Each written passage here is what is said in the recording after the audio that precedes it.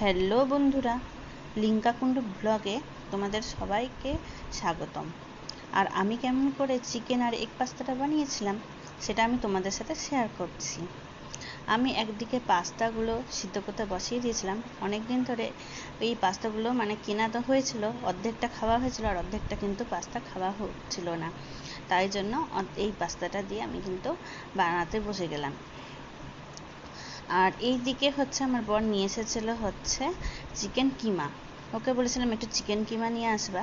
সেই চিকেন কিমাটাকে আমি কিন্তু সিদ্ধ করতে বসিয়ে দিয়েছি। আর একটু গাজর কেটে নিয়েছিলাম, আর আলু আর বিনস কাটা ছিল।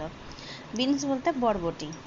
আর লঙ্কা আর পেঁয়াজ এইসব কিন্তু কেটে আমি আগেই রেখে দিয়েছিলাম।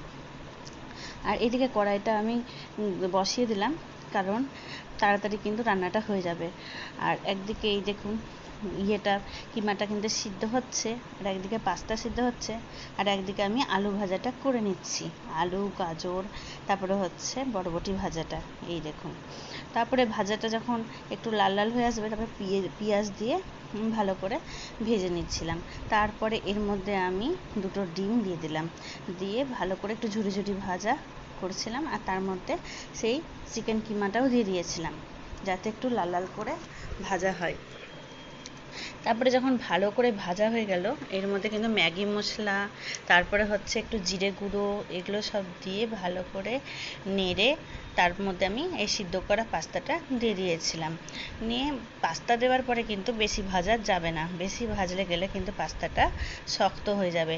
তাই জন্য তারপরে আমি এর মধ্যে অল্প করে সস আর ম্যাগি মশলা একটু বেশি করে দিয়ে নেড়ে চেড়ে নামিয়ে নিয়েছিলাম। আর পরে যে যার মতন সস নেবে নিয়ে নিয়েছিল। আর এর সাথে ছিল চিকেন কষা।